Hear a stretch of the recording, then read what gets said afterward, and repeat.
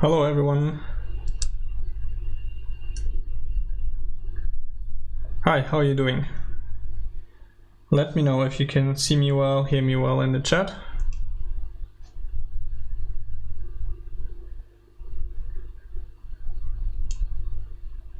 And I'll give people a couple minutes to arrive, then we'll go through the notes we took last time to kind of get back an overall picture of what we're doing in these live streams, also for those of you who didn't see the first one. And then we'll go right back to implementing stuff.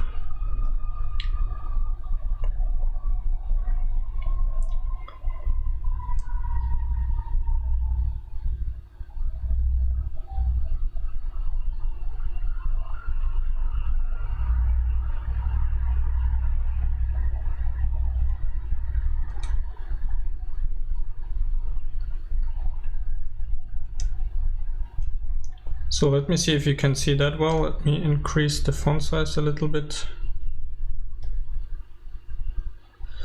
Is that readable like that?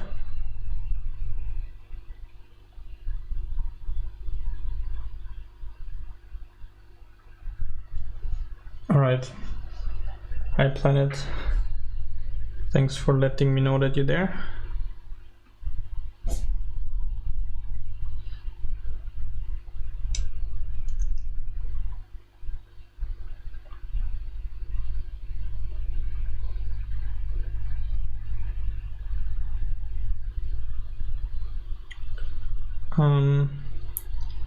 Let me know actually if I make the font size one smaller like this, can you still read it well? Because if that works for us, then I think we can see quite a lot more code at once, which would be nice.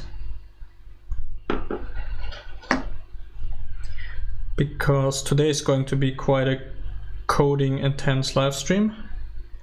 I think if you're watching on desktop, you should probably be fine with seeing that, but if it's at any point too small, just let me know in chat.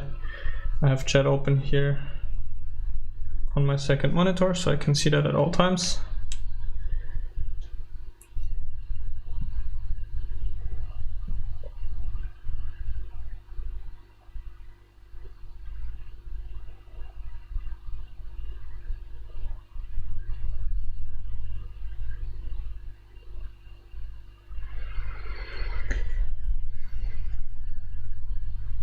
I think we can get started with the recap. So last time I created this document where we kind of brainstormed together what we will be doing in these live streams, which are about Pedestrians and Epidemics. I decided to do the two together because, well, originally what gave me the idea to do live streams again was Epidemics and the whole coronavirus story. And I realized how easy it would be to implement viruses in Citybound, and that we could simulate their spread much more realistically than some of the simpler models I've seen, because Citybound already models people going about their day-to-day activities and exactly how they travel between those. And we thought in a lot of detail what exactly that would entail, how we could implement that, what would be like a first more simple model of doing it, versus how complicated could it get later on. I will share the link to this document in the chat in a second, so you can kind of catch up what we were thinking about. But we decided last time together that it would actually make sense, or that we feel more like implementing Pedestrians first. It's something that benefits Citybound as a whole, and it's of course needed to really make the spread much more realistic than just modeling people infecting each other at the same building or between cars, which doesn't really make sense. So let me share the link with the chat. I don't know what does that. And after we did this brainstorming yesterday, we actually started implementing Pedestrians and Citybound. And we're basically at this step here, we need to be able to implement transport infrastructures. So one of the first things we need to do to have pedestrians is to introduce the notion of sidewalks. And that's what we started with the last time. That's what I worked on since then, among other things.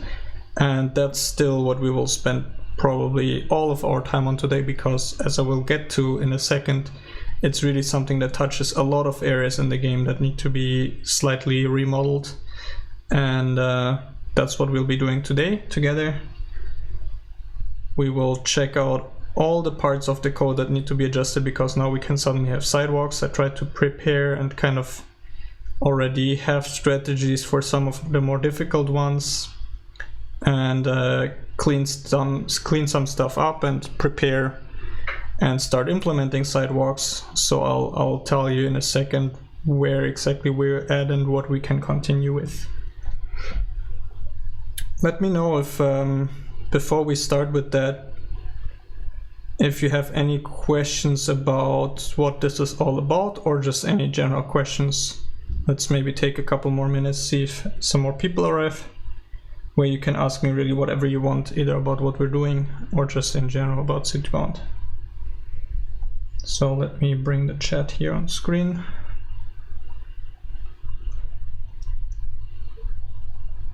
Can I do that like...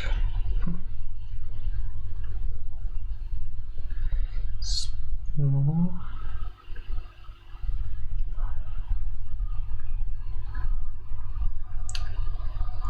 Sorry about that, that somehow seems to minimize them together. Okay, here we go.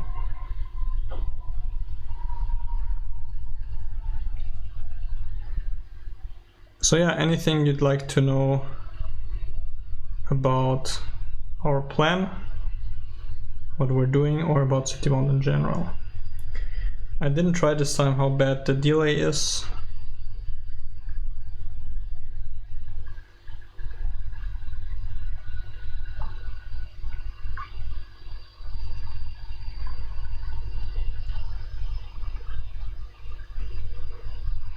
I'm of course curious what that means.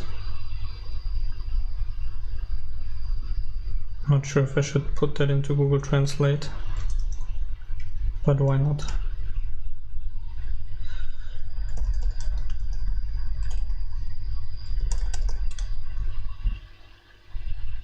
Well, konnichiwa.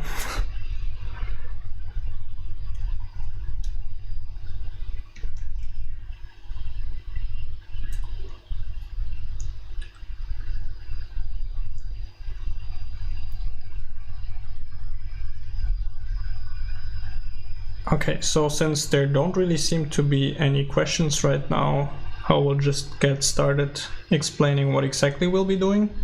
I'll keep the chat over here like I mentioned, so if you at any point do have a question, feel free to just write and I'll answer it as soon as I get to it. So what you can see here is that a lot of my code is red, because I basically introduced this notion of a sidewalk as a new thing that you can build, and I now have to go at all the different places, look at all the different places where there's something implemented with roads, and kind of make sure that we also consider the possibility that you might have sidewalks. Basically the way I'm modeling it for now is that sidewalks are very, very similar to car lanes, which now got this name car lane to distinguish them better. And that pedestrians will kind of walk like cars, but with less restrictions, like that they can pass through each other, for example. So because they are so similar, we are getting a lot of stuff for free.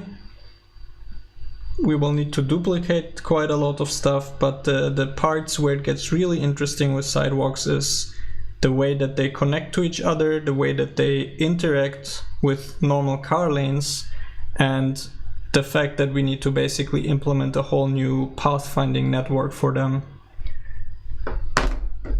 so that people can navigate on foot using sidewalks just like they currently can when they go somewhere by car.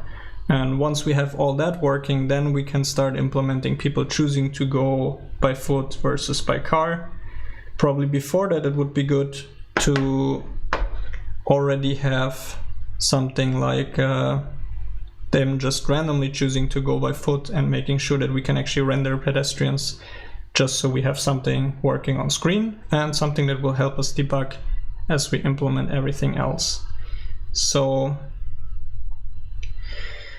let's see here.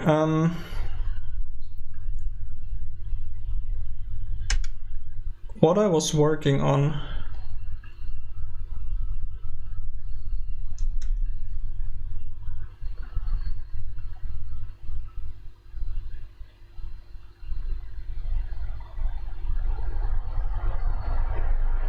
oh, that's unfortunate, Hong Kong.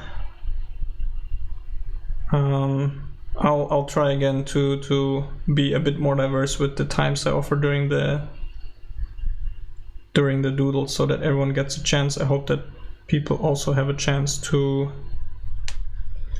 see the live streams after the fact. Sorry, I'm a bit distracted. So what was I working on last? I introduced sidewalks, and hold on, the thing that's so distracting me is you can see here that it looks like my command key is stuck, because like I get more and more cursors the more I press, and I don't really know how to fix that.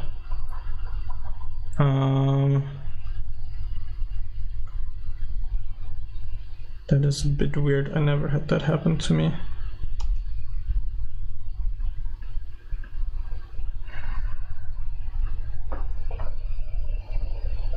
Let me try something. If I disconnect from my iPad and don't use it as a second monitor, the problem goes away. Yeah, that was weird.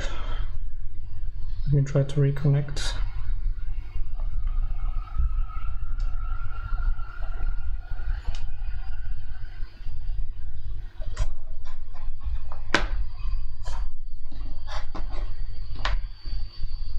And now let's see if it's still like that. No, seems good. Okay, so I hope I can be a bit less distracted now by this weirdness that we had there. So again, a small recap of what we had so far in Citybound. I explained it last time. We have car lanes, which are the individual lanes on roads that you can see in the game, but also the connections between different incoming and outgoing lanes on intersections. These are also lanes. They all work as lanes. On the stretches where you don't have an intersection, but where you have different lanes that you can merge between, we have virtual so-called car switch lanes, which you can imagine between any two parallel lanes of the road that you can merge between. There's a invisible switch lane that cars will use if they transfer from one lane to the other. Lanes are responsible for kind of pushing cars along themselves as they're getting to their destination, having them react to each other properly by braking and accelerating. This is a concept that in general is called microtraffic, like how do the individual cars on a lane interact with each other. And the final thing which you need to know about the lanes is that they have a connectivity and that they can interact with each other, where obviously a lane can have a previous or next lane. So for example, when you reach an intersection, you can choose which next turning lane you want to use to go to a different direction. And they can have conflicts, which means that a lane might overlap with another lane and you can't go from one to the other, but they actually just form an intersection. The important thing being here is that if you have a car on the other lane on the intersection, it basically counts as if it was an obstacle on your lane. And we need to make sure that these two lanes communicate to each other how the cars on them might be obstacles for each other. Because in this way, we can both have, on the one hand, a very simple one-dimensional model of the cars going along lanes, almost like tiny trains. But on the other hand, we still get the two-dimensional behavior when lanes overlap and conflict with each other, that the cars will try to avoid cars on other lanes. Now, if you think about it, this already sounds exactly like something that we will need for pedestrians as well, because we want pedestrians to avoid cars and cars to avoid pedestrians in the cases where a crosswalk, for example, intersects a car lane. So because of that, you can see that I already added here kind of the equivalent structures for sidewalks. So we have a side which is a bit simpler, it just has a previous and next sidewalk. You can't merge between sidewalks like you can do with normal lanes. But you can see here that sidewalks, I decided for now that sidewalks don't conflict with each other at all, because for the beginning we're just gonna have the simplifying assumption that people can always pass through each other. But they certainly can conflict with car lanes. So the conflicting interaction of a sidewalk is conflicting with a car lane, so that if a car is blocking a crossing, the pedestrian will try to not walk into it, and the other way around. So far I just created the structures for that, and what we will be doing first is making sure that when we build roads and sidewalks that they actually know about each other, that they register with each other as conflicting, and that they actually in their microtraffic make sure to avoid each other, that they properly communicate cars as obstacles to pedestrians and pedestrians as obstacles to cars. This is one of the big to-do items for today. Apart from that, I'm of course have to implement building sidewalks in the first place, and I tried to gain us some time by figuring out some of the most complicated stuff beforehand, where like this whole, let's see where we have that, I think that was in transport planning, exactly here. This whole function is a very complicated thing that creates the connecting lanes on an intersection. Basically, you have an intersection with two or more roads, and it's a generic algorithm that figures out which of the lanes leading into the intersection should become turning lanes, connecting to which outgoing roads and which respective lanes there. And that was already quite complicated. You can see that first, for each incoming and outgoing group of lanes, which is basically just a whole chunk of road, which roads do they have relative to each other? Like if you come by this road, is this outgoing road more like a right turn or more like a left turn, or is it more like going straight, or is it actually the other half of the road that I just came from, in which case it's a U-turn relationship? And you might be confused why we need to be so awkward or indirect about this, but I really wanted to have some code that can handle any kind of intersection with any kind of road going in and going out, not just like 3 or 4 road pieces intersecting, but 5 or 6 or even more. Some of those might be one-way roads, some of those might have a lot of lanes, some of those might be a single lane road. So this code can really deal with all of those. And what it does is, like I said, first figure out how is the whole like road bundle in relation to the other incoming and outgoing road bundles. And then for each lane, based on some heuristics, it decides how many of the incoming lanes of one road should become right turning lanes, left turning lanes, lanes which go straight, which of them can you use to make a U-turn from. And this is all encoded here. Now it gets a lot more complicated, because what we actually did together last time in the code is that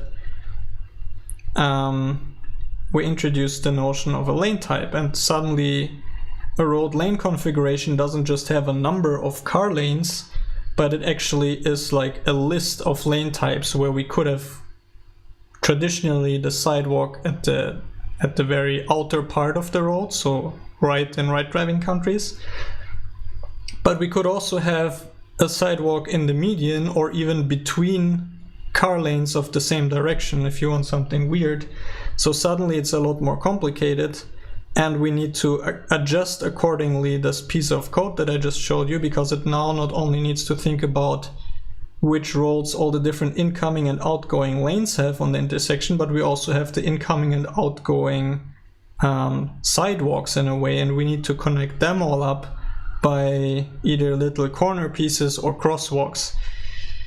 So this will probably take a day just by itself to implement properly, so we actually get realistic crosswalks for all kinds of intersections.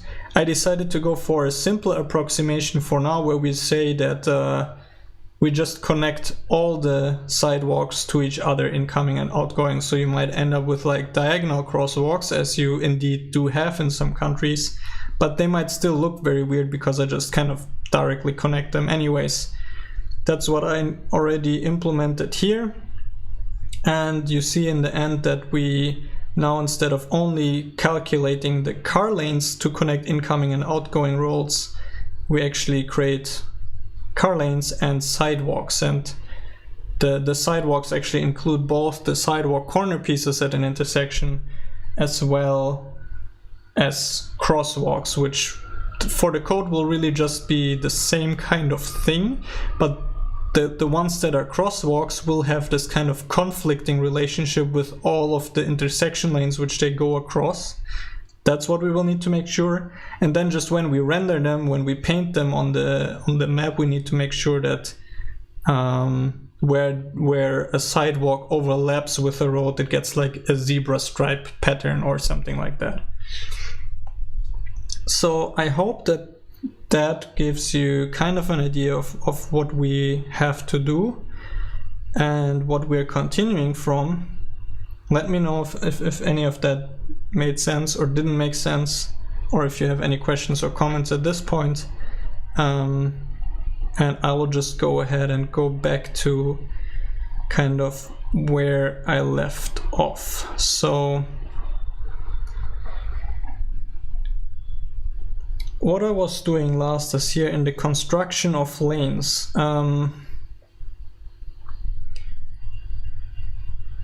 Although I do calculate which lanes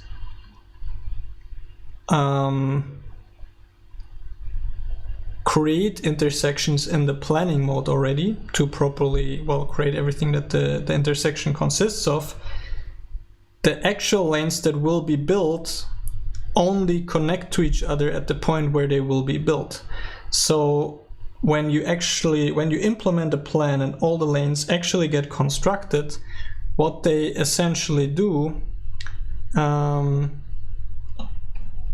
this function, which is called spawn and connect, is the car lane creates itself and then does a broadcast to all existing other car lanes. It sends a message to them, hey, I exist now, I'm a new car lane and I exist in the world now. This is what my path looks like, so this is my start and end. Let's see if we connect in any way.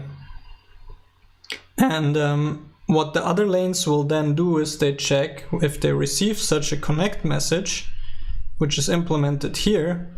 They see, for example, is the start of the new lane connected to my end?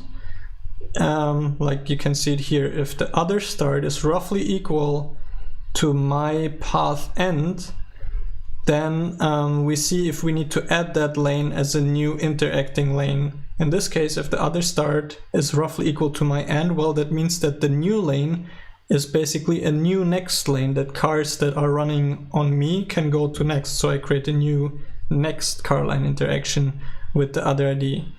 Same thing for if the start of my lane is the same as the end of the other one. That means that the newly constructed other lane is the previous one.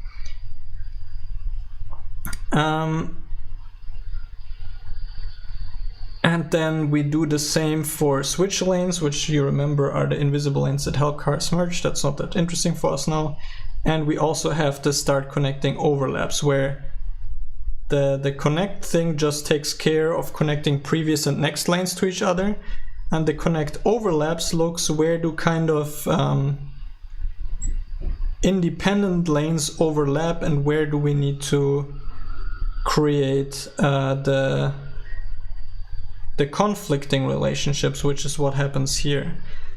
So far, these are all just between car lanes themselves, and we need to now think how sidewalks factor into that. We obviously can't connect a sidewalk and a car lane with the previous and next relationship because a car shouldn't be able to continue driving onto a sidewalk, but we will have this connect overlaps with the other, with both car lanes and sidewalks. So one thing that we can do, since we're here in the code, I mentioned this last time, I really like using the type checker as a kind of internal to-do list of what we want to do, where we just express our new intent at one place and then see all the parts of the code that affects. So you can see that, let me see where I did that.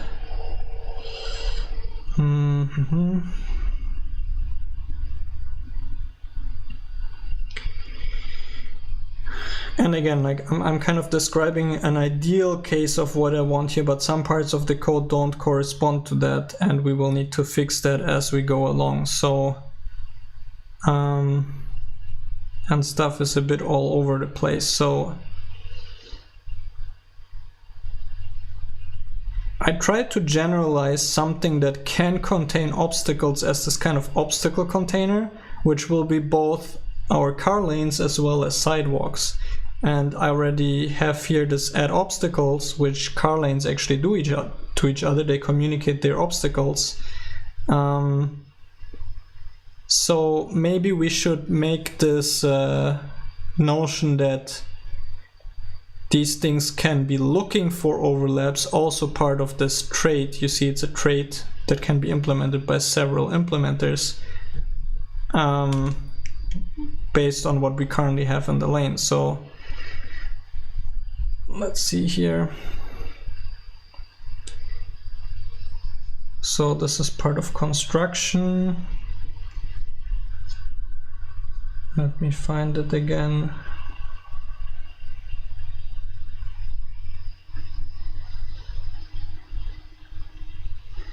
So here we have this connect overlaps. The interesting thing here is that since we know that whenever lanes overlap with each other, it needs to be on an intersection, we can give this function an explicit list of other lanes that it can interact with. It doesn't need to ask all the lanes in the world if it potentially overlaps with it, because it can really only overlap with lanes on an already planned intersection. So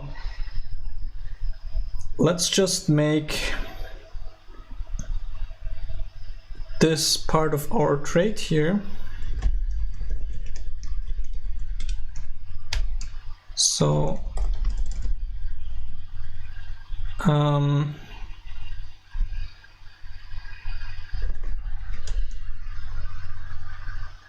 so we have other obstacle containers that we want to kind of register overlaps with, which are cvec of obstacle container IDs.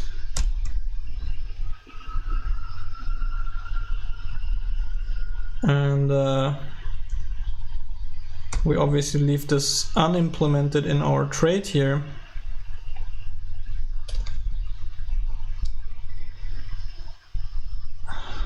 Sorry for jumping around so much. And now we make this an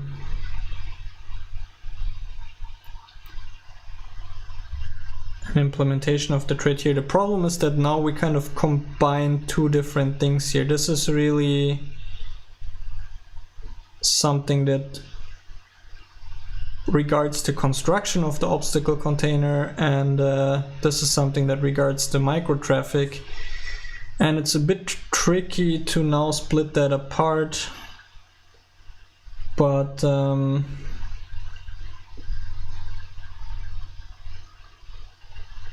let's see. I feel like this actually belongs logically into micro traffic, even though it's currently in construction. So I would suggest that first let's get rid of this commented code. That was an optimization that was kind of broken that I don't really want to do. So let's take this whole function and go to micro traffic, where we're currently implementing obstacle container for the car lane, and move that here. We will probably need to import a bunch of geometry related stuff now.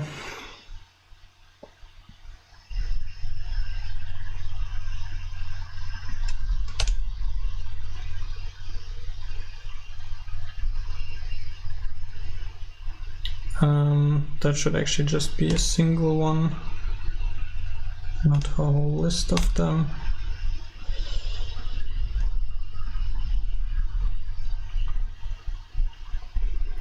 Let's see, let's just add all our imports from here to the other file and then see which ones we don't need.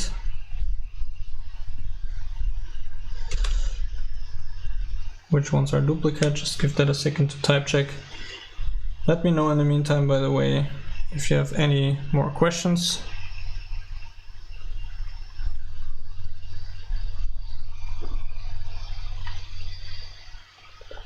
Okay, so let's get rid of everything kind of duplicate or that we don't need.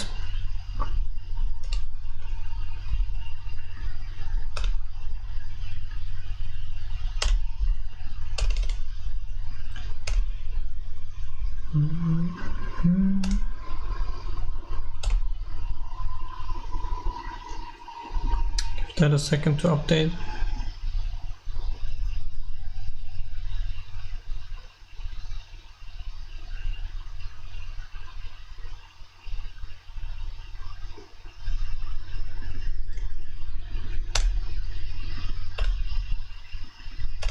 Okay, so we apparently don't need any of that.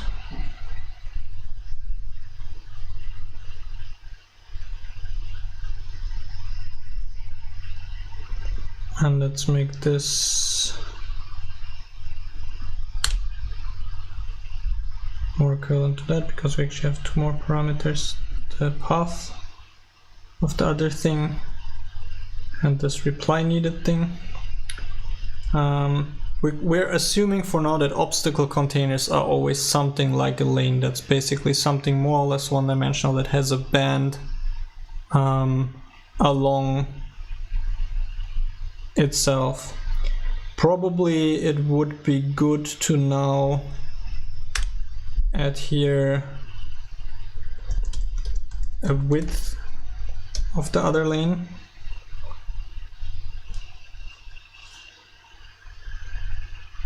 So that should be a number, because I see that we have some hard-coded numbers right here. Let's define a constant lane width as obstacle container and put this magic number here, which we currently have.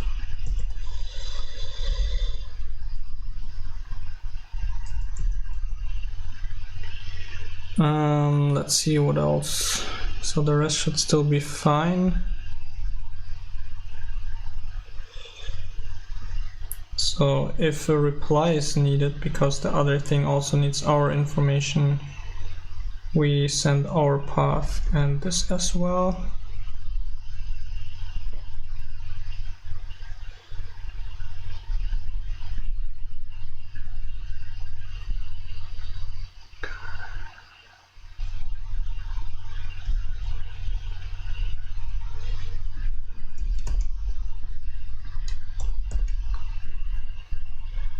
Import some more stuff, yeah.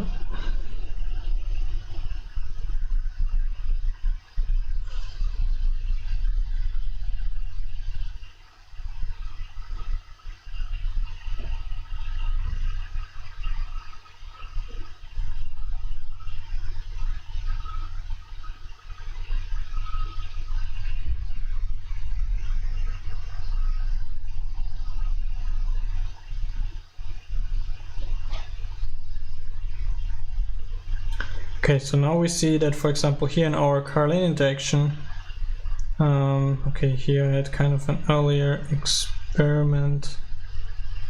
Forget about this, we will already keep it more generic than that. Because, like, I had an idea that instead of having car lane IDs only, I'm thinking only about car lanes, I just introduced this car lane or sidewalk ID, but why not be more generic and already open up the possibilities for other future obstacle containers like rails, for example, or anything else that you could imagine that works kind of like a road or a sidewalk. So instead we'll put here an obstacle container ID.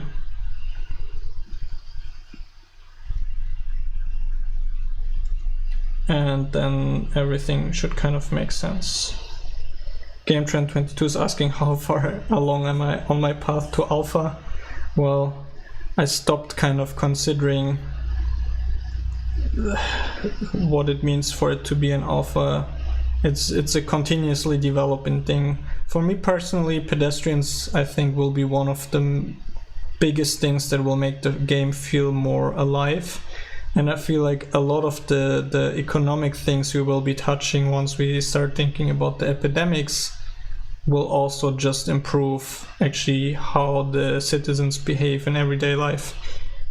If I have some extra time on the side, the other biggest thing I think which will make the game feel more complete is just adding more building types and household types. That was a bit slowed by the procedural architecture, but I've got that in a pretty good place now, so I really feel like we're at a point where kind of whatever we do will make the game feel quite a bit more complete. So let's see how that works out. So let's import that from microtraffic.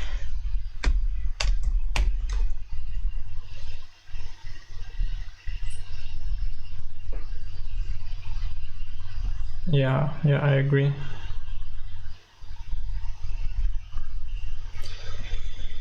So now we can go back to here. Now we have a bunch of unnecessary stuff here. Let me quickly get rid of that. Does it offer me that? I think it did in a second ago.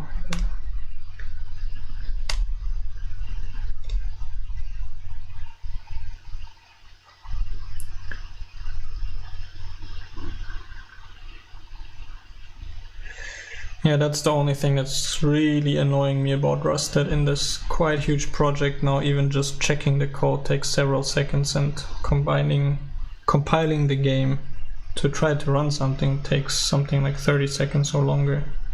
So the feedback cycle is quite slow, but well, that's just how it is.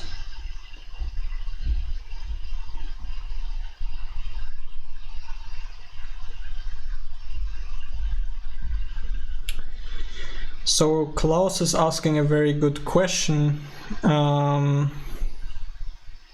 which is, why don't we just have a generic lane thing with all the current logic I'm describing?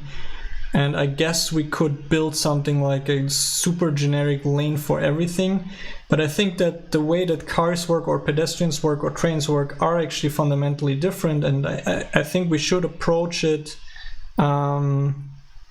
from the angle of implementing each of them specifically, but then thinking about which kind of behaviors and interactions they have in common, and then making that generic. That's kind of, for example, why I have this obstacle container as a generic concept, where that's actually a behavior and then interaction between different kinds of lanes that they share. And then apart from that, they can still be very specific and even have optimizations for their stuff. But yeah, I mean, you mentioned the example of bike lanes, where it's a bit different than what we're currently doing, because I would say that sidewalks are fundamentally different from car lanes in a sense, whereas bicycles will use the roads more or less like cars, if we ignore for a second that they could go next to each other. If we just treat bicycles as a type of car, then a bicycle lane and a bus lane more or less is exactly a car lane, just with a special filter applied to it that only certain types of cars can use it.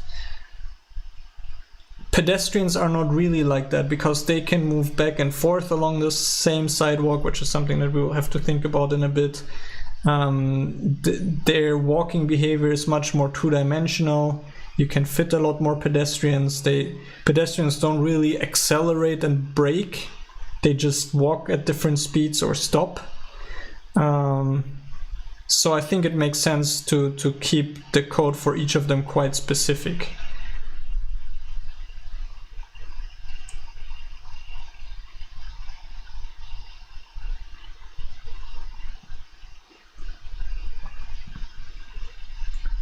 Well, I'm really glad. Thank you so much. Small comments like that mean a lot to me. What about lanes with no active traffic at all, like parking lanes? So Parking spots are another interesting concept, where they will obviously be an entity that will need to also interact with car lanes and with pedestrian paths. The way I like to think about parking places in the Citybound model is that they are essentially gateways that allow you to transition from being in a car to being a pedestrian. Well, if you have your car parked there, you can transition back to being in a car, or if you're in a car, you can use a parking place to occupy it and then become a pedestrian at the connected sidewalk. So they are also, they are definitely not a lane. They're more like just a spot that can be occupied or not, but they do need to interact with the lanes and sidewalks that they're connected to in some ways, and we will see what the interfaces for that will need to look like. But it's, again, you see, it's a very specific thing, and I'm always a fan of starting with very specific code that models exactly the one thing you're building right now, and then as you are doing that, looking for reusable parts, as opposed to trying to be as generic in the beginning as possible, and then later realizing that, oh shit, you suddenly need a lot of special conditions to handle all the different cases, and then it's actually not really generic anymore at all. So I like to approach it from the specific side, if that makes sense. Okay, so why does this expect 2 overlaps?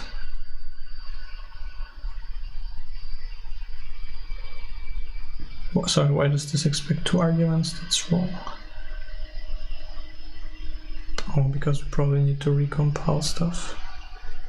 So where did we define this? Also in here, so just delete that.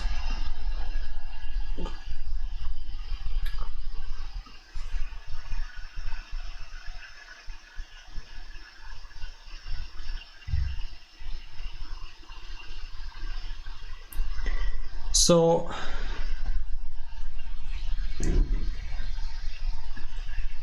I think bikes will actually be a lot easier to implement than pedestrians, exactly because they are way more similar to cars. So I certainly understand you worry that it seems like I will have to do all of this work again, but I think after we do pedestrians, it will be easy to add both things that are, again, fundamentally different, like trains, but it will hopefully also make it easier to add something that's more simple to what already exists, like bikes as a kind of type of car.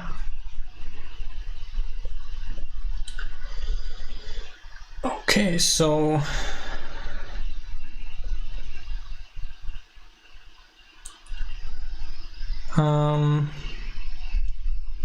what do we have here?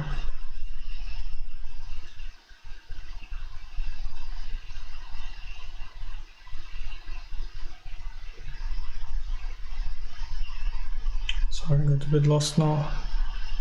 So we need to somehow just start the compile process here, so we get that file again.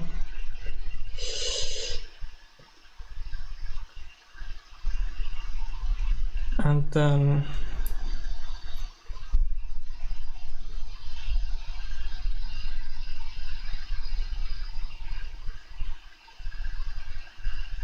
we will implement kind of the equivalent thing for sidewalks.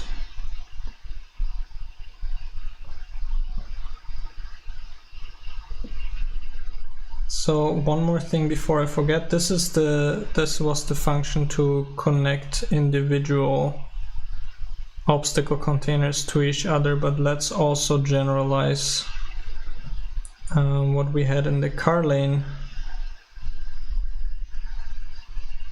which is still in construction, I guess, where we do the start connecting overlaps. And let's make that generic, which is essentially just the broadcast of individual connect overlaps. And since that is generic, we can actually implement that right here in the trait, because that will actually then be shared behavior among sidewalks and roads. So in this case, we actually do have a list of them. So CVEC of other obstacle container IDs. And that's all we need, right? So then we can basically copy paste this and just call things a little different. So for other obstacle container ID and other obstacle containers, we call connect overlap on that.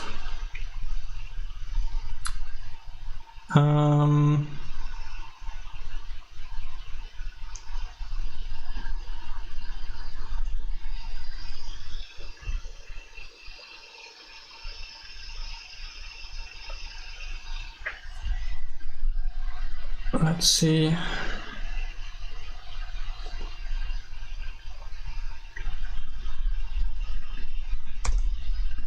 Promise that now here we suddenly need to know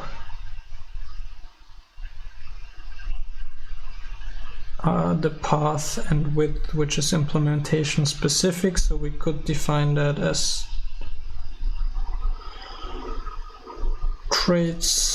trade methods. Let me think. Yeah, but we need to have something. Do we need to have something like that? No. Okay, let's leave that. Let's leave that just in a specific implementation here. Sorry about that. So we do need though the width thing here, where, okay, let's just also so where do we move that? We move that to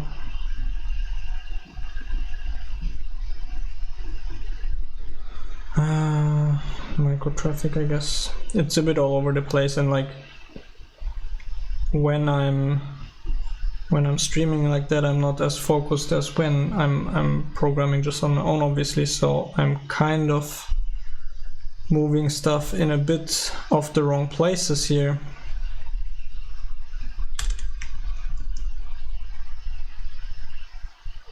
And I will clean it up later, but for now my goal is really just to make it work. So, okay, we do want to have that as a generic function in our trade, but we just don't implement it. Okay, this, then that makes sense. And here we will need again to know our width.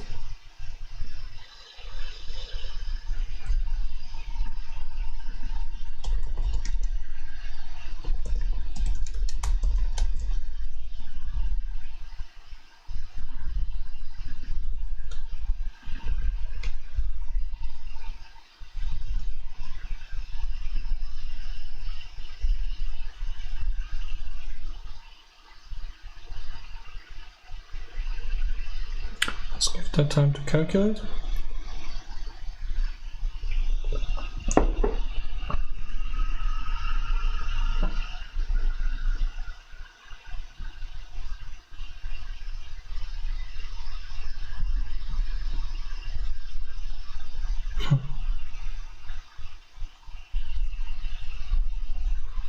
That still didn't update, that's weird. Maybe I need to, maybe it makes sense if I refresh the window here.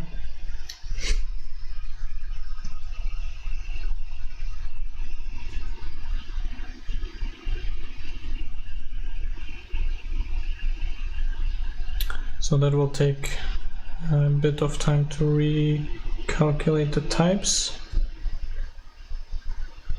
So, okay.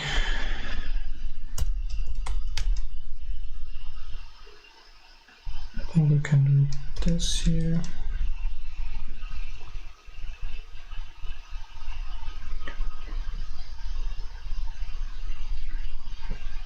So now if I understand things correctly, the lane already doesn't care anymore whether the obstacle containers it overlaps with are other lanes or if they are sidewalks. So this half is kind of implemented.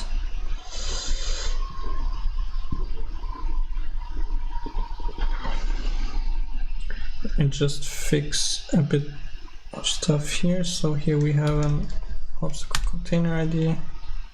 That now also makes a lot more sense. And what we can do next is actually implement obstacle container for our sidewalk, and at the same time we will need to think about how does the sidewalk micro traffic look like. Just a bit more.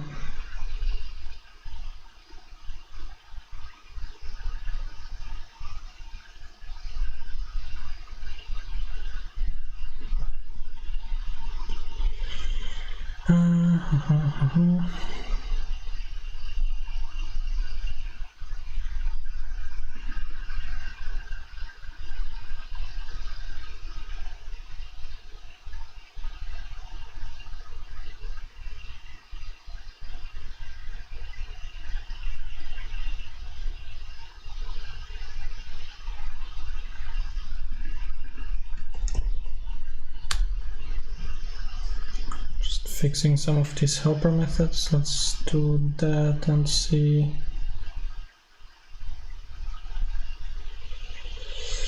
See if that makes sense wherever that is used.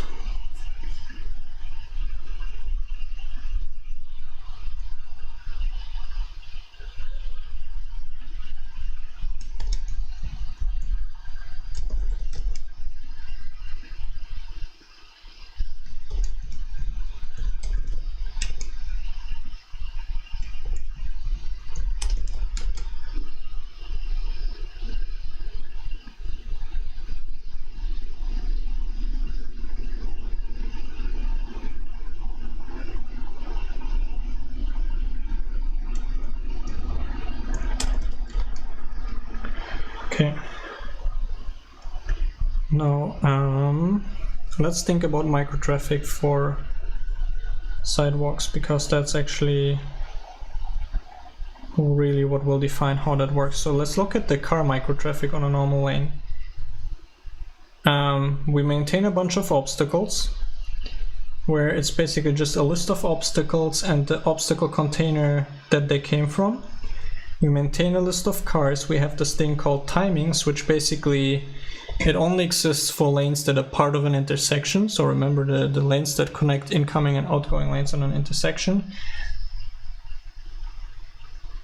These lanes know when their respective traffic light is green or red, and this is encoded in timings. And these just this here just represents which state this lane is currently in. So our sidewalk will probably look a lot the same.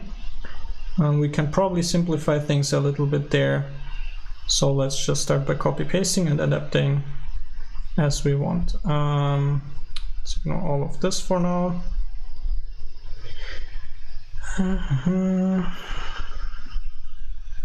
Okay, and just start at the very bottom here. We implement sidewalk microtraffic. We again have obstacles from elsewhere. Instead of cars, we of course have pedestrians, which is a vector of pedestrian, which we'll need to implement. We also have timings and we have green. I don't think we need to care about how the light is switching right now, so that should be it.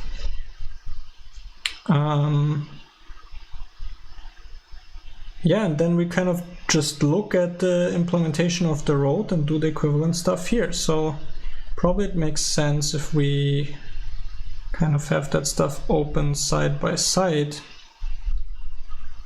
So here we have the car microtraffic. Let's just also implement a constructor for that.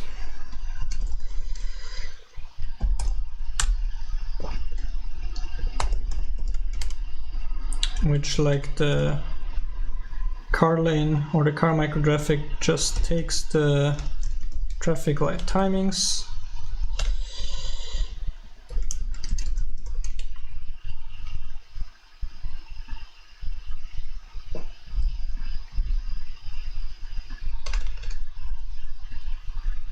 And we just initialize everything to be empty.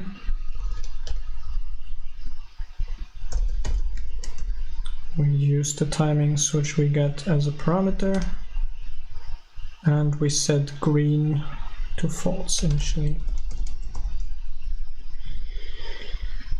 Okay, I would suggest that we take a 5-minute break and we continue at around 9 my time, and then we continue implementing, like actually implementing the microtraffic of pedestrians and how they walk along the sidewalk. All right, so I'll be back in 5 minutes. If you have any questions about anything in the meantime, just post them in the chat, and see you in 5 minutes.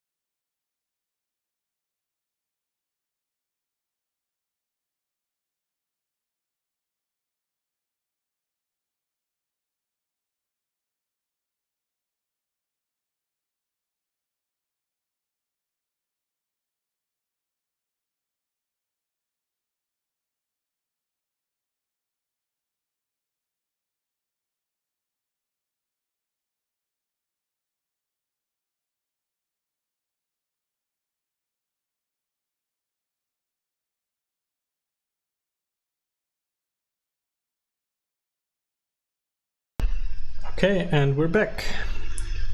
So let's see if you wrote anything.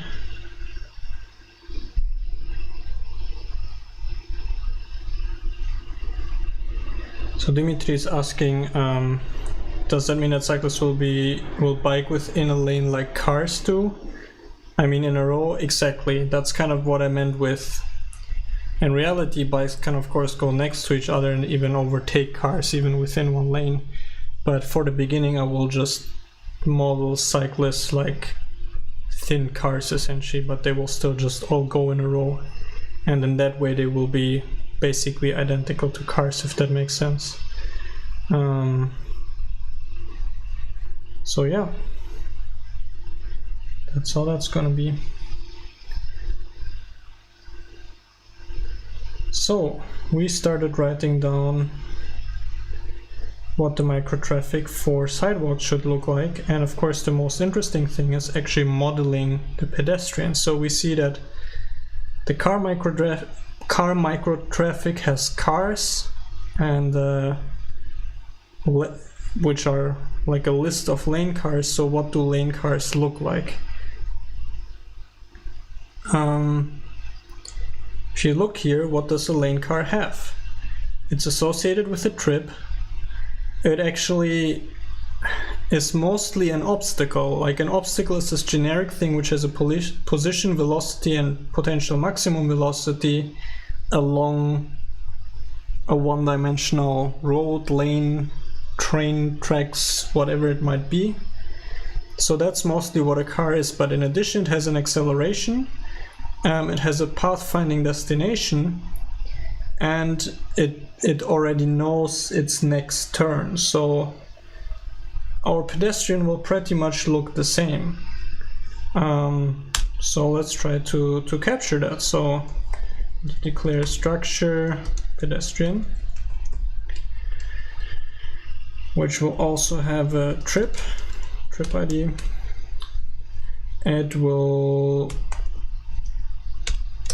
be mostly an obstacle, so it has a position, velocity, max velocity. Pedestrians really don't need to have an acceleration. We just model them as either going or stopping. They certainly do have a destination, and that's a pathfinding precise location.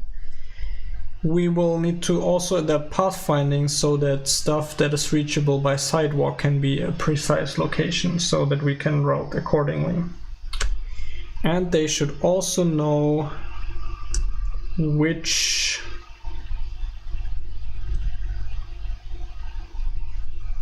next turn they will take, which will work the same as with a car.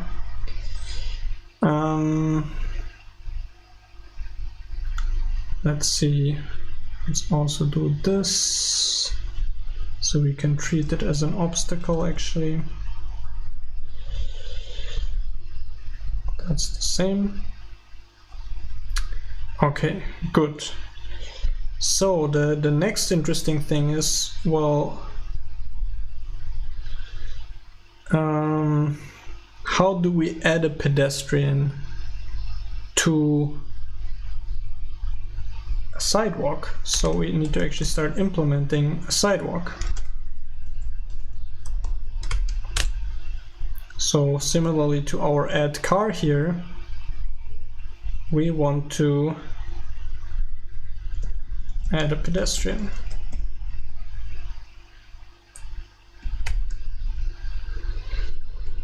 And here we will probably duplicate a lot of code, and then again we can think later how we want to make that more similar or reuse some stuff, but for now let's just duplicate it. So we get an input pedestrian. Do we care about where the pedestrian just came from? Not really, so in our case you don't even need that. For the car, for some reason we kept track of the time of when the car is added. I'm not quite sure how that's used in there, but for now let's again just duplicate it and then see if we have the same use case. Otherwise we'll ignore it. So let's see what actually happens when we add a car to a lane. So if a car arrives at a new lane, and that is actually the destination of the car, which consists both of a stretch of road as well as an offset along it, and the car is already further, well then we just immediately finish the trip. So again, We want exactly the same for the pedestrian. If the pedestrian arrives on a new sidewalk and that's actually already the destination, well, then we should finish the trip. Let me think for a second why we need this really. Because we have something very similar. No, okay, no, that can actually, it's kind of a rare case that a pedestrian or a car arrive immediately when they are added to a lane, but I think we needed to catch some special cases, but I'll still add a to-do here. Does this really happen? Or is it okay to only have this logic and tick? And add the same disclaimer here, but for now we'll just have it in both, because I'm sure there was a reason I did that back when I did that.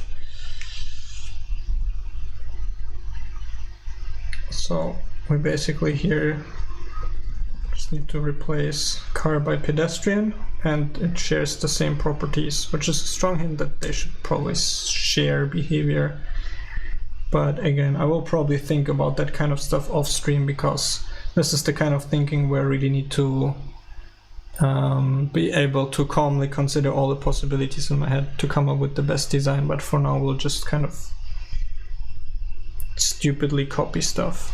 Let's get a bit more space. So the main thing that actually happens in here when we add a car to a lane is that we immediately check, like, if this lane that the car is just added on is not the final destination of the car, we immediately check, well, which next turn will it need to take? So we only need to check that once.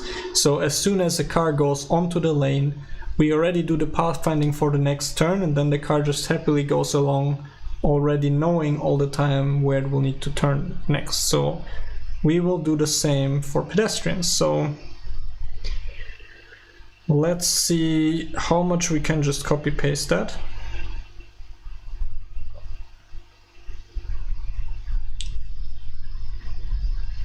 And see, yeah, well, just how well that works. So you see here that if the pedestrian arrives at the destination, we finish their trip with a trip fade of success.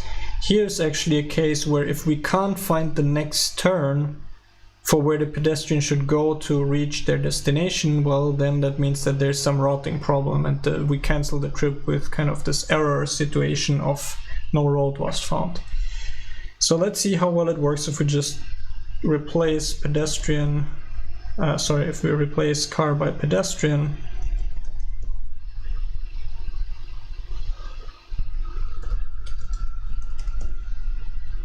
So here we kind of call on pathfinding to get our next turn.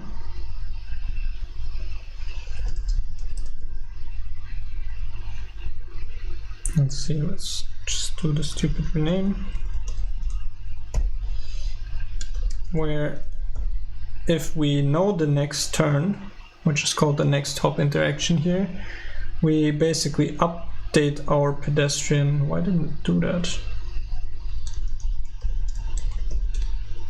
Okay, it just doesn't want to do that. Okay, let's do it like this.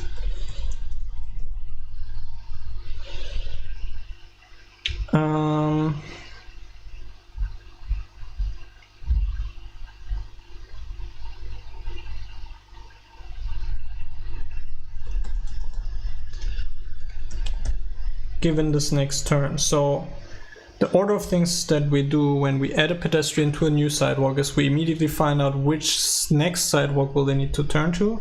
And then what happens here is that for the cars, we actually keep the cars in order of how far they are progressed along the lane, because it's obviously very important that each car reacts to the car in front of it and brakes and slows down.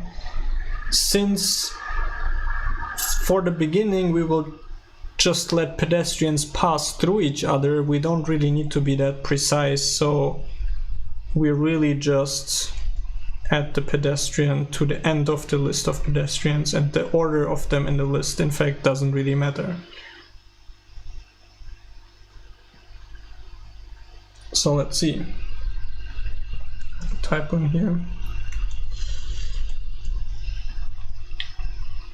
And this should be called pedestrians.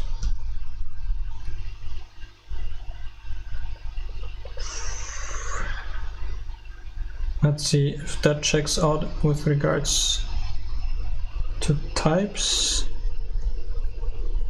Just need to import sidewalk here.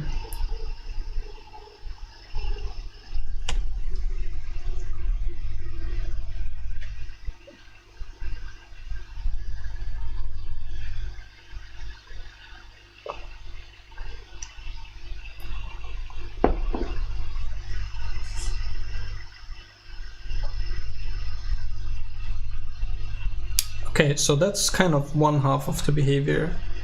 And then the much more interesting thing is everything that happens inside the tick function. Temporal, we implement temporal for car lanes here, which means that basically car lanes are something that get updated at every simulation tick.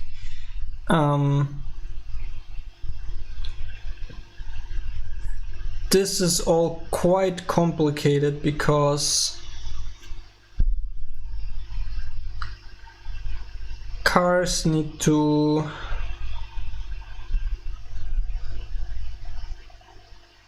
again consider each other for braking and accelerating, consider obstacles that came through interactions with other lanes. Everything needs to be calculated in the right order, and the behavior of the cars is quite complicated. So we will again try to follow along, but probably now I think we will have the opportunity to simplify quite a bit of stuff. So let's also implement temporal for our sidewalk, which means that we need to define a tick function where we get the amount of time that passed since the last time tick was called and the current instant, which is the current time. Let's also do this thing where we have this variable that slows micro traffic down so it's more watchable. I wanted to have realistic velocity values for the cars. The problem is if you run the simulation at even moderate speeds, then the cars just zip by.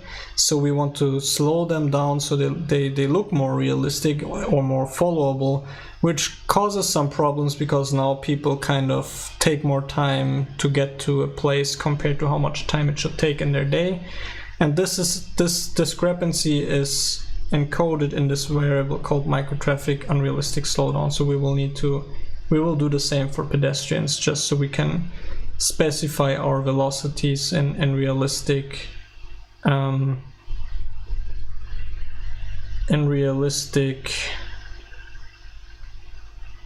velocities. So walking speeds, for example.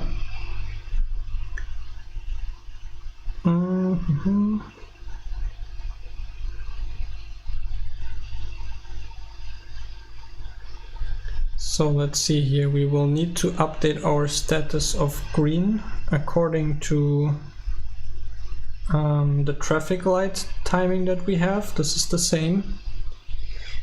With the cars, we only make them accelerate or brake. We update whether they want to accelerate or brake, not on every tick, but only on certain ticks. And I would suggest that we do the same for pedestrians, because even though their thinking logic will be a lot simpler, I think we can still save some performance. So we also keep this. And then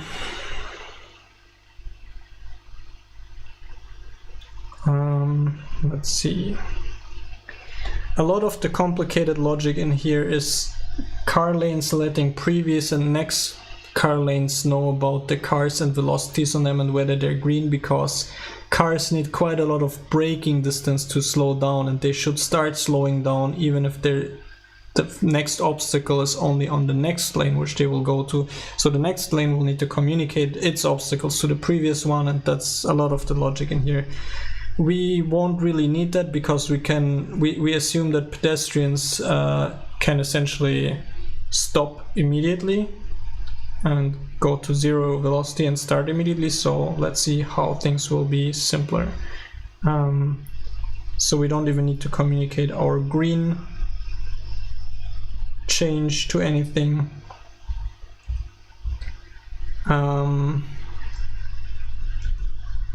In here we actually also update our pathfinding information, where pathfinding is not calculated every tick but quite a lot more rarely, where basically if we build new sidewalks and they connect to existing ones, it will take a little time for the pathfinding network to update, and obviously this is something that we will have to implement as well. But this, for example, the pathfinding in the lanes already uses a generic reusable pathfinding core, which is basically just something that can create a pathfinding network, and then that has a lot of reusable logic inside, and we'll be able to take care of that. Just as an example for people like Klaus and others who asked, this is something where I already pulled out a lot of reusable behavior. So if we are in a tick where we do the traffic calculation, we don't need to do any of that. We don't need to sort our pedestrians. I think our logic will be very, very simple, where we want pedestrians to react to obstacles. We don't want them to react to each other. So I think our logic here will be, let's start with something very simple, where for pedestrians, either if the traffic light is red or if they're standing less than 2 meters away from an obstacle, they just stop. Let's try to encode that. So for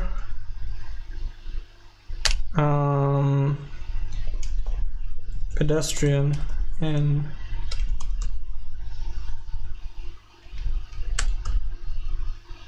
pedestrians iterate mutably, let's say, yeah, we want to check all obstacles for obstacle, or if self microtraffic obstacles iterate if there's any obstacle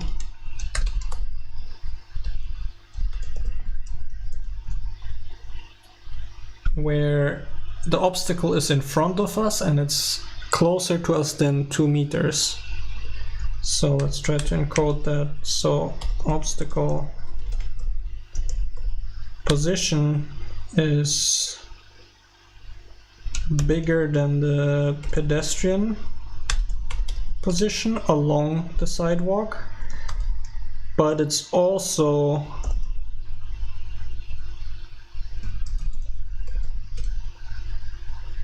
so the distance between them is smaller than, let's give this a name so it's not just a magic number, pedestrian stop distance. So if there's, let's call this, there is a close obstacle, if that is true, we define the pedestrian stop distance as 2 meters. So if there is a close obstacle, or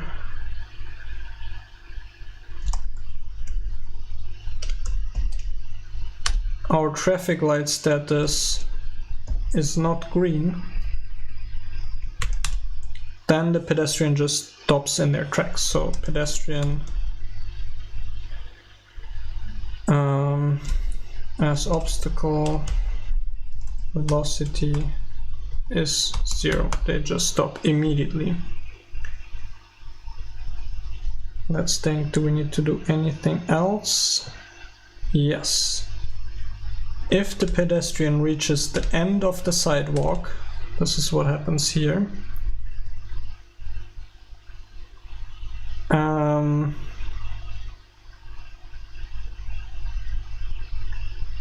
No, that's not what happens here, that's still something else. Let's first do this.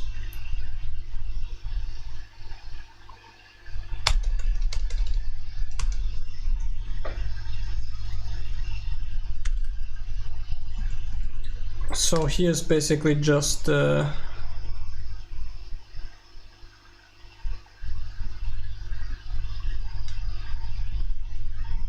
physics update where for each pedestrian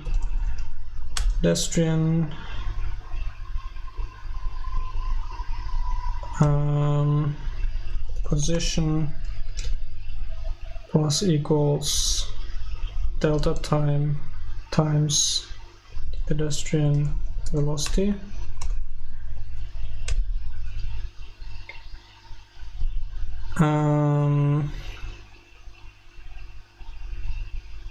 Yeah, that's all we need to do. Let's see, the car here has a max velocity. Okay, we also do. So actually we forgot that we also need to make the pedestrian start walking again. So in that case, if there's no close obstacle and the light is green, we actually want to immediately set their velocity to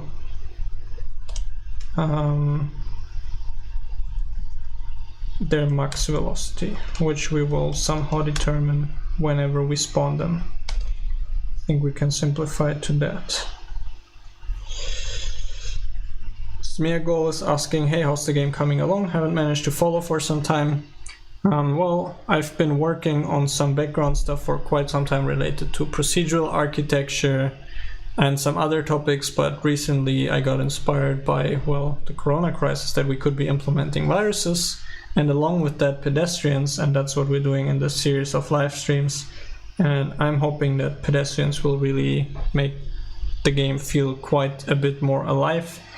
And I decided we decided together in the first live stream that we want to tackle pedestrians first, even though it's quite a huge topic, and as we're seeing today, it's touching a lot of different parts of the code, and it results in quite code-intensive live streams, which I hope you guys are okay with. That's what we will do. And yeah, obviously I'm taking the time in between to prepare as much as possible so we can kind of focus on the juiciest code. But even now we have to do quite a lot of coding without seeing results, just because it's such a huge topic. I hope that soon we will reach the point where we can actually see things on screen and experiment with that. Just a very, very small recap for you there. Okay, so we're updating the pedestrians, we're moving them along. Now we need to check that, let's see here. We need to check again if a pedestrian reached their destination on the sidewalk. Like if this stretch of sidewalk is their destination and they are beyond the offset on the sidewalk where they want to go. Like for example, you can imagine that pathfinding works the way that a pedestrian knows that it wants to go to this and this road, to the sidewalk. That would be the sidewalk stretch. And then it wants to go to a specific house number, so that would be the offset along the sidewalk of their precise destination. So this is what this stuff here does. So let's just copy paste that, and probably we'll again just have to rename car to pedestrian. Oops, not too much. So this retain means that we delete all the pedestrians for which this will turn out to be false. and this is false for the pedestrians which reach their destination, in which case we will finish their trip with a success result and tell them to be removed from our lane. So that's one way in which we kind of get rid of pedestrians. And then the other version of how pedestrians leave a sidewalk is, well, if they go to another sidewalk. You see that for cars it's quite complicated here, because cars can actually not only go to a next lane, but they can also switch lanes. So for us this will look a bit simpler. Let's see if we can rename that here. Maybe switch pedestrian. Yeah, did that work? So we return another sidewalk. We iterate over all the pedestrians.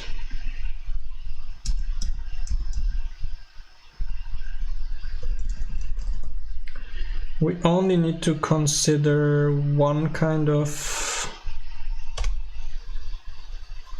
interaction, which is the sidewalk interaction next.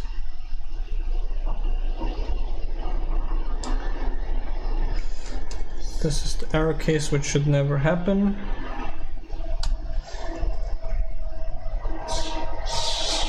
Just adapt the error message here. Okay, so we'll need to import some stuff here.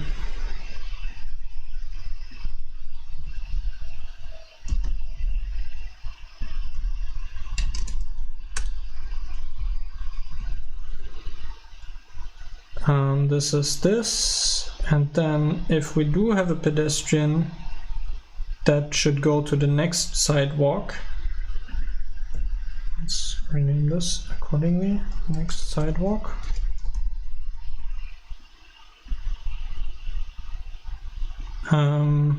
In that case, well, we remove them from our pedestrians and we send them to the next sidewalk with all the information it needs. We need to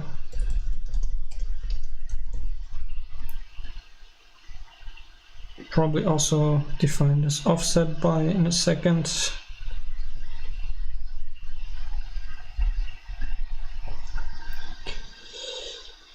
And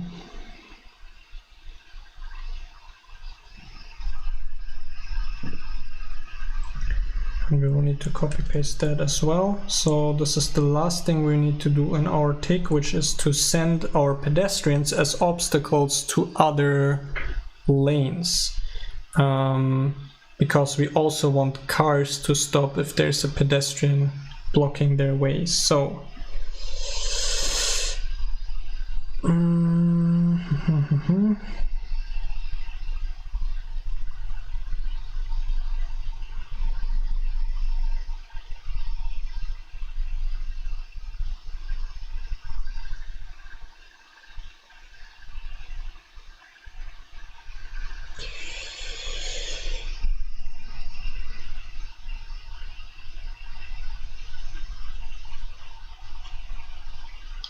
let's think here. We really only need to think about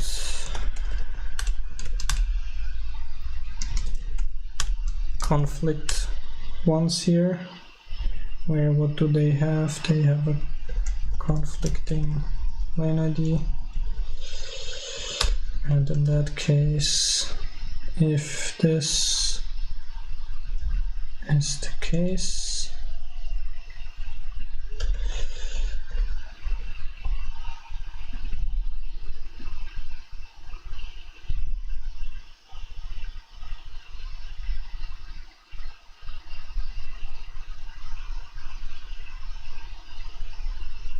we will need to do this.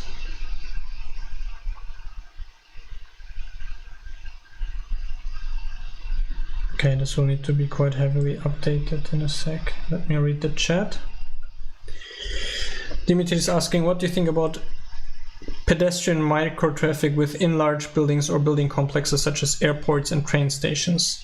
Well, that would be super cool.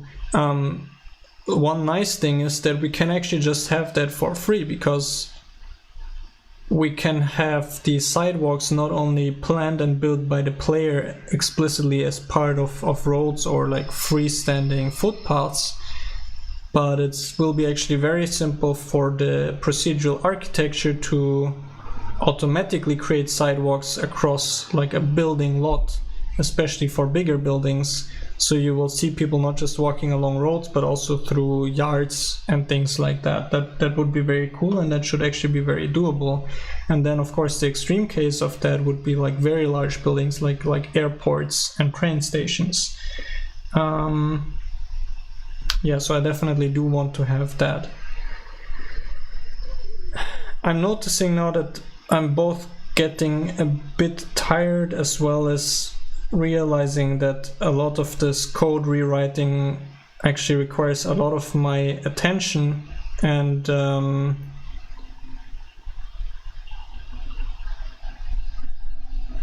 I think that's better for me to do off stream. So if you don't mind, I would suggest that we actually end the stream somewhat earlier today here, so that I can hopefully have a bit easier to write code, which is not mostly rewriting, but more writing new stuff, and hopefully also more interesting for you guys.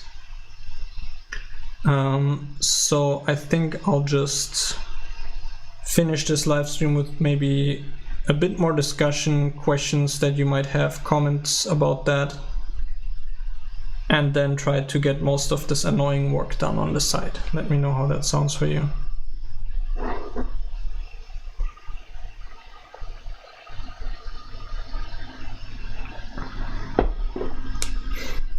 You mean about the sidewalks generated by buildings?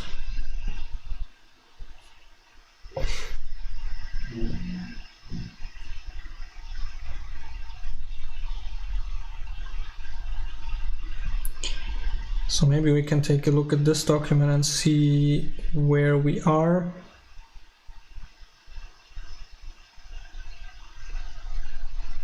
So let's maybe add a marker.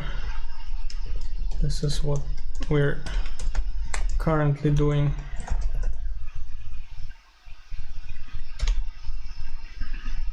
And give that, I don't know.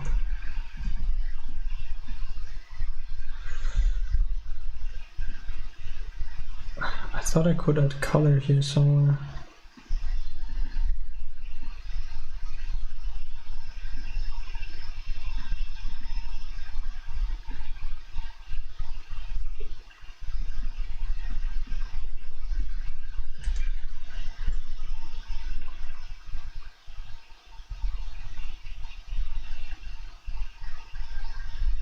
Oh, I should definitely check out Transport Fever 2 to see that. Yeah, I mean, that would of course be cool to have.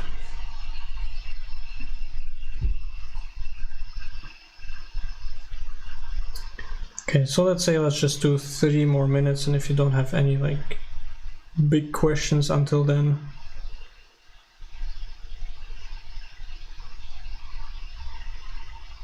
I'll call it a night. Thank you all so much for watching. I hope you enjoyed it. I'm glad that you take such interest in this kind of stuff and really follow along with me even as we get into the kind of little details of how it all works. I hope that it gives you a bit more of an image of what is actually all going on with just even something as simple as the cars going along the roads.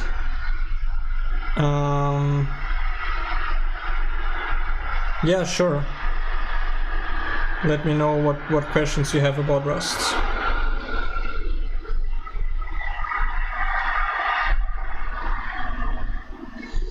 So you didn't notice any references in my struct definitions. How am I dealing with that? So Citybound is in a bit of a special situation there, because I'm not really using the traditional heap where I could easily reference other structs from structs and have pointers.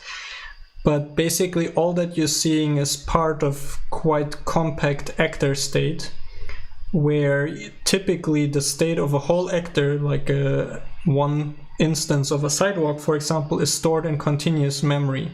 And all of its internal structures are also stored continuously. In some cases, like you see, I'm using these CVECs a lot. Let me see if I have an example here. That's basically a special kind of vector that has an internal pointer within this continuous chunk of memory. So that's kind of like a reference.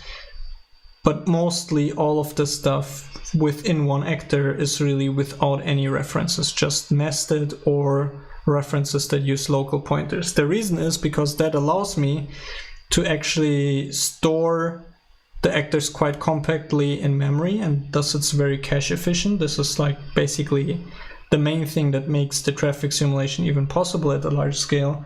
And another nice side effect is, since I don't have any pointers anywhere into heap, I can just dump the actor state to disk. And the way that save games work in Citybound is actually that I take all the state of all the different actors and I just memory map a file, have them in there. Everything is only relative pointers, and you can just actually quit the game at any moment in time, and it will just be synchronized with the disk at any moment in time, and it loads super quickly. I don't need to do any serialization or deserialization. The on-disk format is the same as in memory. So that's what's really special. The question is then, of course, well, how do you represent then much more complex structures? Or for example, how does one sidewalk reference the next sidewalk? And you see that for that here I have these IDs which represent other actors, and the idea is that actors can't directly access each other's state at all. All that they can do is send each other messages. So let's see what would be an example of that. See the trip in our pedestrian, that's not actually a sub-object, but that's a whole different independent actor, and we only store the ID of the trip so that we can send it messages. And in the case where, for example, let's see here, the pedestrian reaches their final destination, we call this finish function on the trip ID, which really sends a message to the trip actor with the parameters that we give it, in this case the trip result. And that way you get kind of more organic, complex behavior by these actors sending messages to each other. But yeah, just to repeat, within one actor I don't have any references into heap. It's all compact local storage. Did that kind of answer your question? And again, just to emphasize, that's something hyper specific to Citybound, and that's really how Citybound is special in a way that it's implemented with this whole actor system. Yeah, bendable buildings will actually be something quite important to me right now. My buildings also can't bend, but it shouldn't be difficult to do, and we have the information, for example, from the lot outline if a road is bent. The pattern is called an actor system, and the most popular examples of that are probably the Erlang language, and there's other actor systems for Rust, where if you're curious about that and you're already programming in Rust, I would recommend you to check those out. Just Google for Rust actor library or Rust actor system, where it's a quite nice pattern to safely implement distributed systems. One of the nice side effects, since all the actors are just sending messages to each other, is that you really don't care anymore where these actors live. Like in our case, we might actually have several people playing together in multiplayer, each running a separate chunk of the city on their computers, kind of working as a supercomputer cluster. And one sidewalk might live on my computer, and another piece of sidewalk might live on my friend's computer. but if a pedestrian reaches the end of the sidewalk, they still just send us a message to the other sidewalk. Only in this case, the message has to go across the internet to my friend's computer, but I can do all of that transparently. That's another really nice side effect of actor systems. The thing I told you earlier about the easy save games, that's something again specific to Citybound, so you won't typically get that in actor systems. But just check out actor systems. It's a really powerful and different way to write distributed and highly parallelizable programs. And ever since I learned Erlang, I've been fascinated with it, and Citybound in a way is really a huge experiment of how far you can take that and if you can use it for simulation. And my experience so far is that it suits it very well, because in a simulation you exactly, or at least in a kind of micro simulation like Citybound, you exactly have a lot of independent actors that kind of form units of their own. So that's a very natural fit, and you can benefit from a lot of optimizations like I described. Okay, well, once again, thank you so much for watching. I hope you have a nice evening or rest or beginning of your day wherever you are. Please stay safe out there. I urge you again to take the whole coronavirus situation very seriously, even if, or especially if it seems to be getting kind of easier in whichever country you're in. This is going to be with us for quite some time, so just keep being careful, stay safe, and I hope to see you all soon. I will put out another doodle again. I don't know exactly yet when I can do the next live stream. Probably it's better for more people again to do it on the weekend, so we'll try that, but I can't guarantee it yet.